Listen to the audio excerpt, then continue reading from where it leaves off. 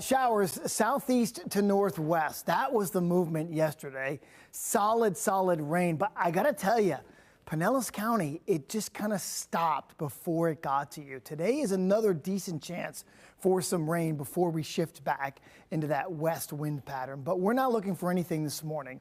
Later this afternoon into the evening, that kind of gives you a good solid 2/3 of the day to do what you got to get done, or go to the beach, or do some fishing, or cut the grass, which is what a lot of us have to do, because then the showers and thunderstorms are going to take over.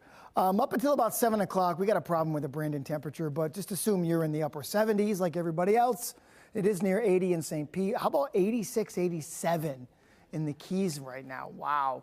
Winds are relatively light, but the general motion is southeast to northwest. And yesterday, that held that west coast sea breeze back. It really did.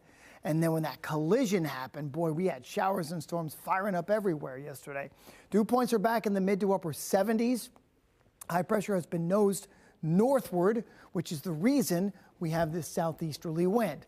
Now, tomorrow, this high goes back to the south again.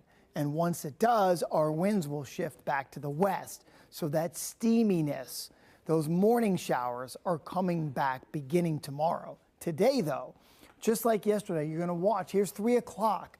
The showers and storms, they're just getting going, okay? And then they're going to start that march to the north and the west, where we'll see a concentration of rain and thunderstorms along and west of I-75 this evening. So just like we dealt with yesterday. But then watch how the winds start to shift overnight. You see the big 180 the winds do? Come on, really, winds? So all of a sudden, now we've got more of this west wind pouring onshore, which is all of a sudden going to bring everything toward the east coast with time.